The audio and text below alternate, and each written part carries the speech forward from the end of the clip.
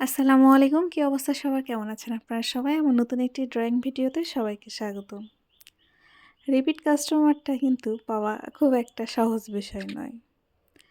আপনি কোনো একটা প্রোডাক্ট সেল করলেন বা কোনো একটা আ হাতের কাজ আপনি সেল করলেন যে কাস্টমারের কাছে, সে কাস্টমারের কাছে যদি সে কাজটা সুন্দর মনে হয়, তার মনের মতো হয়, তার রুচিসম্মত হয়, তার কাছে ভালো লাগে, তাহলেই কিন্তু সে পরবর্তীতে আপনার কাছ থেকে আবার আরেকটা প্রোডাক্ট নেওয়ার আশ্বাস পাবে, আস্থা পাবে, ভরসা পাবে অথবা মনে করবে যে, "না, এনার থেকে নেওয়া যেতেই পারে। কারণ এনার কাজ আমার কাছে ভালো লেগেছে। আমি তো নিয়েছি একটা।"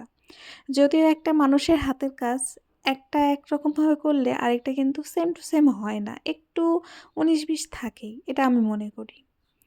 আর যে সকল কাস্টমাররা সেটা বুঝে তারা খুব একটা প্যারা দেয় না। তো যাই হোক, রিপিট কাস্টমার কিন্তু পাওয়া খুব একটা সহজ ব্যাপার নয়। আপনার কাজ কতটুকু ভালো, কতটুকু সুন্দর, কতটুকু মাধুর্যপূর্ণ হবে সেটার উপর নির্ভর করবে আপনার কাস্টমার রিপিট হবে কি হবে না। আলহামদুলিল্লাহ, আমার এই ছোট্ট জীবনে, আমার এই ছোট্ট কর্মের সময়টুকুতে আমার অনেকগুলো রিপিট কাস্টমার আছে। আমি আসলে অনেকটা এর জন্য সৌভাগ্যবান মনে করি নিজেকে। আল্লাহর কাছে হাজার, হাজার শুকরিয়া। আর এটা কিন্তু আমি একটা আমার রিপিট কাস্টমারের কাজ করতেছি। ফার্স্টে তারা আমার কাছ থেকে একটা জামা বা ড্রেস ফ্রক বানিয়ে নিয়েছিল হাতের কাজের। তার পরবর্তীতে তাদের কাছে এত ভালো লেগেছে যে আরও কিছু ড্রেস আমাকে দিয়েছে যে করে দিবেন।